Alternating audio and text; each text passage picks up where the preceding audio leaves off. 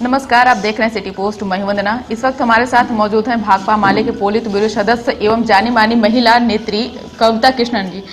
Ma'am, आप 8 तारीख को भारत बंद किया जा रहा है मजदूरों द्वारा, क्या वो शांतिपूर्ण बंद रहेगा या उसमें फिर से वो जो जिस तरीके से बंद किया गया था भारत उस तरीके से होगा? दरअसल ये जो बात है कि प्रदर्शनकारी और बंद करने वाले लोग हिंसा कर रहे हैं, मेरे ख्याल से बहुत बड़ा झूठ है। और जाहिर सी बात है कि दंगा कौन कर रहा है, हिंसा कौन कर रहा है, ये सबके आंखों के सामने है। देखिए, जो लोग एनपीआर एनआरसी सीए का विरोध कर रहे हैं, जो लोग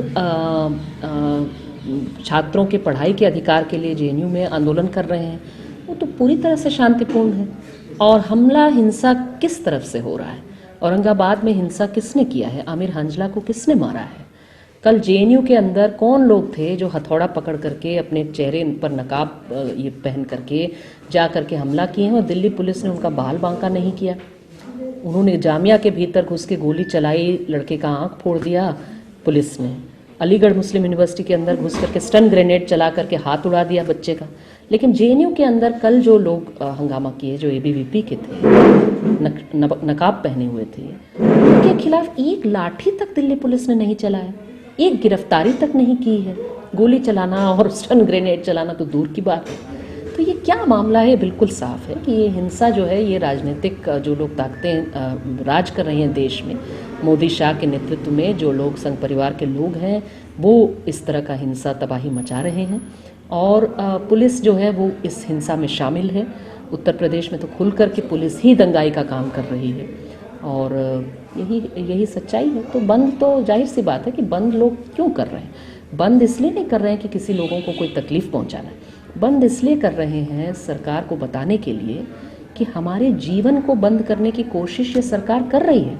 एनपीआर अगर लागू किया सरकार ने, एनपीआर के तहत जो लोकल बाबू होगा, लोकल रजिस्ट्रार, उसके पास ये सत्ता हो जाएगी कि वो आपसे घूस मांगे, आपने घूस नहीं दिया तो आपके नाम के सामने संदिग्ध नागरिक लिख देगा।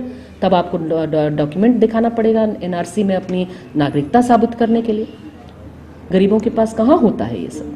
घूस का पैसा भी नहीं होता, दर दर भटकने के लिए मजबूर हो जाएंगे वो।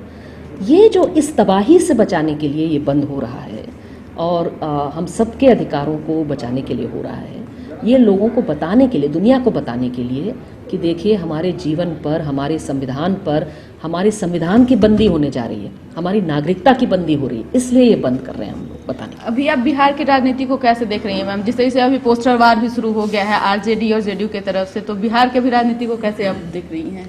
देखिए, हम तो सिर्फ बहुत सरल तरीके से, चुनावी साल है वो ठीक है, लेकिन मेरा मानना है कि देखिए चुनाव में भी जो सवाल केंद्र में रखना चाहिए वो लोगों के अधिकार है। संविधान खतरे में है, संविधान को बचाने के लिए लोगों को सामने आना चाहिए। मामला इस सबको जो है जिस तरह से बहुत ही हल्के तरीके से इसे आरजेडी वर्सेस जेडीयू में इसे जो है वो कोई फलां पार्टी फलां नेता के मामले में बना दिया जा रहा है, इसको लोगों को इसमें नहीं पड़ना चाहिए। ये करना चाहिए, ये समझना चाहिए कि देखिए नीतीश जी सरकार चला रहे हैं, वो चीफ मिनिस्टर हैं, वो अगर कह रहे हैं कि एनआरसी के पक्ष में वो नहीं है तो एनपीआर क्यों लागू कर रहे हैं? एनपीआर पे रोक लगाएं। बहुत ही सरल सीधी सी बात है, वो करें। और बाकी लोगों के जो अधिकार हैं, लोगों के अधिकारों पर इतनी बड़ी तबाही, इतना बड़ा हमला ये एनपीआर एनआरसी सीए है, उसको रोकने का जिम्मा हर नागरिक का है। यहाँ तक मैं कहूँगी कि जो भाजपा के साथ में है आज, नीचे नीचे भाजपा का काम करते हैं, उनकी तरफ से झूठ फैलाते हैं, उनको भी हम कहेंगे कि आप हमारे दुश्मन नहीं हैं। हम तो आपको कह रहे हैं, आपको समझा रहे हैं कि आप नहीं समझ रहे हैं कि कल क्यों आपकी बारी होगी। आज आमिर हांजला को मारा है, जो बच्चा था, जो स्टूडेंट था, जो मजदूर था, मुस्लिम था, उसको आपने मारा और आपको लग रहा है कि चलिए कोई बात नहीं, उसकी जान गई। आपकी भी बारी आएगी ना। सबको इसी तरह से करेंगे। ये जो तानाशाह हैं ये किसी को बख्शते नहीं हैं, खुद अपने लोगों की भी हत्या करते हैं। ठीक है, हरेन पांड्या जो गुजरात के चीफ होम मिनिस्टर थे, उनकी भी हत्या हुई जिस समय अमित शाह वहाँ राज कर रहे थे, मोदी राज कर रहे थे। इसलिए हम सबसे विनम्रतापूर्ण कहेंगे कि देखिए ये बात आपकी पार्टी आइडेंटिटी की है नहीं, ये देश के संविधान की है, हम सब लोगों की है। इसे बचाने के लिए सब लोग सामने आ जाइए। इस साल चुनावी साल है, आपकी पार्टी भाकपा माले की तरफ वामपंथी दल से क्या कुछ तैयारी चल रही है मैम?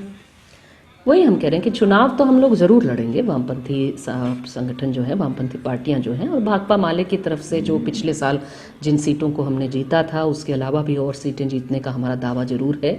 लेकिन हम लोग जिस बूते पर जीतेंगे, और मुझे पूरी कॉन्फिडेंस है कि हम जीतेंगे जिन सीटों को, इस बूते पर है कि देखिए हम लोग लोकतंत्र के पक्ष में खड़े हैं। ये लोकतंत्र बचाने का, ये हर चुनाव जो है ये लोकतंत्र बचाने का चुनाव होगा, और लोकतंत्र बचाने का, लोगों के अधिकारों को बचाने का, शिक्षा के अधिकार, स्वास्थ्य के अधिकार, भाई सीधी बात हम पूछने वाले हैं ना कि आप एनआरसी एनपीआर करवाने पर जो करोड़ों रुपया खर्च करेंगे लोगों की नागरिकता को खतरे में डालने के लिए, इसके बजाय आप लोग स्वास्थ्य केंद्र खोलने पर क्यों नहीं पैसा खर्च करते? आप लोग जो है सबको सस्ती शिक्षा और सबको हर बच्चे को शिक्षा मिले, इस पर क्यों नहीं खर्च करते? आप लोग जो है वो अच्छी यूनिवर्सिटी, अच्छी कॉलेज हर मोहल्ले में खुले, इस पर क्यों नहीं खर्च करते? पैसा है आपके पास ना, तो पैसा इस पर खर्च करिए। क्यों लूट रहे हैं पैसे को देश को बांटने के काम में? ये काम जो है, इसी बात को कहते हुए हम लोग माने काम करेंगे। बिहार में हमेशा काम किए हैं और चुनाव भी लड़ेंगे, चुनाव जीतेंगे भी जरूर। ये थी जानी मानी चर्चित महिला कविता कृष्णन, जिनका साफ तौर पे कहना था कि 8 तारीख को भाकपा माले ने पूरा भारत बंद करने का ऐलान किया है, और जो शांतिपूर्ण रहेगा। सिर्फ कुछ लोगों द्वारा अफवाह फैलाया गया था, जो पिछले बार जो बिहार बंद था उस दौरान। इस बार ऐसा कुछ नहीं होने वाला है। वहीं जेएनयू के छात्रों पर जो जिस तरीके से हमला हुए थे, उस पर भी इन्होंने बहुत सारी ऐसी बातें बताई जो कि मतलब वो समझने लायक है। आप इस वीडियो को जरूर देखें और हमारे यूट्यूब चैनल को सब्सक्राइब कर दें, बेल आइकन जरूर दबा दें। आपका सहयोग समर्थन मिल रहा है, उसके लिए बहुत बहुत धन्यवाद। नमस्कार।